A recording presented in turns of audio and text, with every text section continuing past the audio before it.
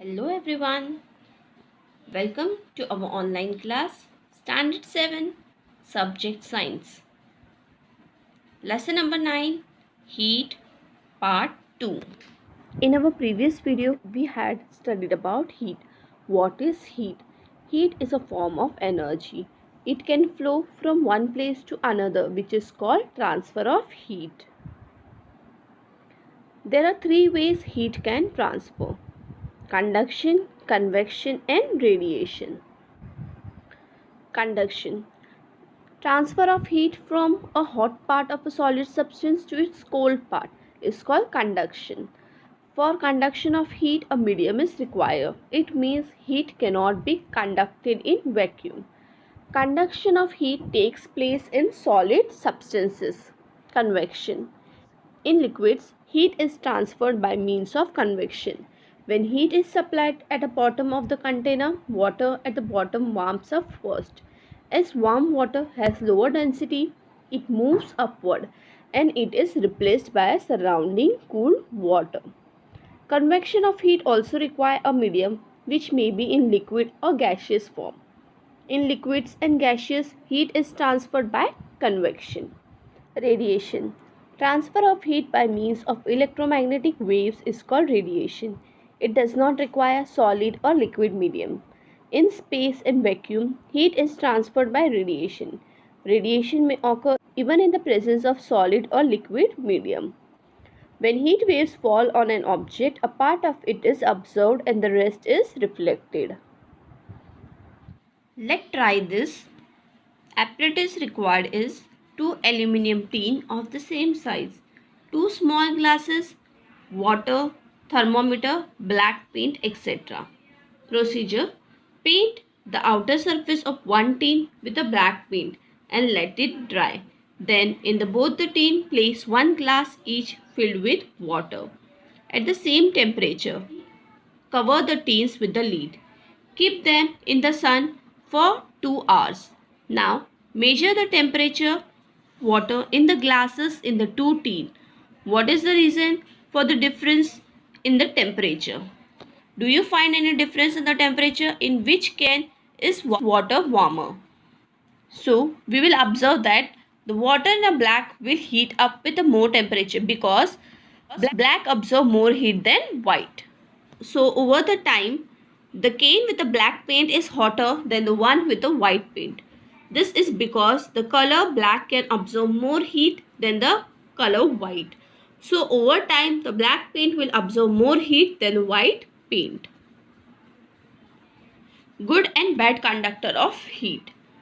Place a steel spoon, a copper strip, a rod, a divider from your compass box, a pencil and a plastic ruler in a glass beaker.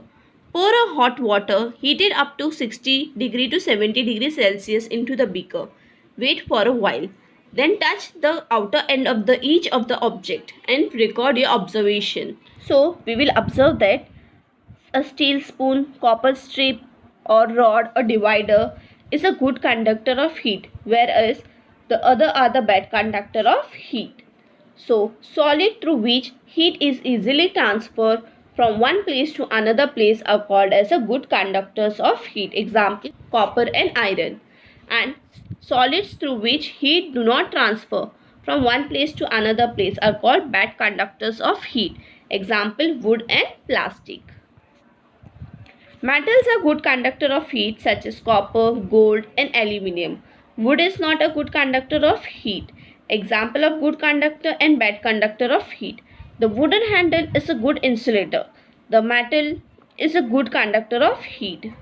Other things like wood, plastic and cotton are not good conductor of heat energy. So these are called as insulators. Why do we use white clothes in summer and dark or black clothes in winter? We prefer white clothes in summer because white color is a poor absorber of heat and so they keeps us cool during summer. On the other hand, during winter we prefer black and dark color clothes because black color is a good absorber of heat and thus they keeps us comfortably warm during winter. We can hold a glass tumbler or a china cup full of hot tea easily in our hand but not a steel or a copper cup if the same tea is poured into them, because they are the bad conductor of heat. Steel or copper is a good conductor of heat. Expansion and contraction of solid substance due to heat. Apparatus: a metal ring, a metal ball, a burner, etc. Take a metal ring and a metal ball of such size that the ball just passes through the ring. Heat the ball and check whether it passes through the ring. Now let the ball cools down and check whether it passes through the ring. Metal expand on heating and contract on cooling. Solid expand due to heat and come back to the original state if heat is removed. However, the extent to which different solid expand is different. Expansion and contraction of liquid due to heat. Apparatus: 500 milliliter flask, 2-hole rubber stopper, glass tube, measuring ruler, thermometer, stand, wire gauze, burner, graph paper, etc. When we fill the conical flask completely with water and insert the glass tube and the thermometer in the 2 holes of the stopper and fit it to the conical flask, heat the water and with the help of the ruler, record the water level in the glass tube. After every 2 degrees Celsius rises in the temperature, take about 10 readings and observe what happens when heating is stopped. Draw a graph to show the change in water level as the temperature rises. We see that when a liquid is heated, the distance between its particles increases and its volume too increases. This is called the expansion of liquids. When its temperature falls, the liquid contracts.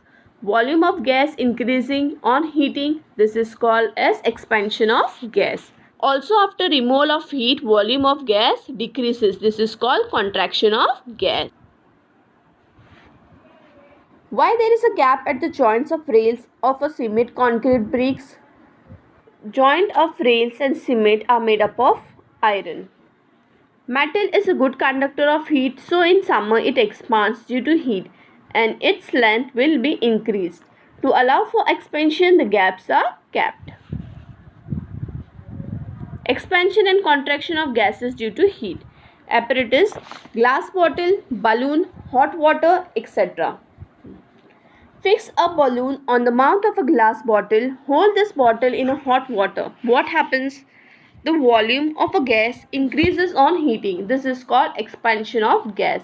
On the other hand, on removing heat, the volume of the gas decreases. This is called contraction of the gas. Great scientist Sir James Dever was a Scottish scientist. He made the first thermoflask in 1892. That is why it is called as Dever flask. Even today, a Dever flask is used for keeping a substance cold or hot.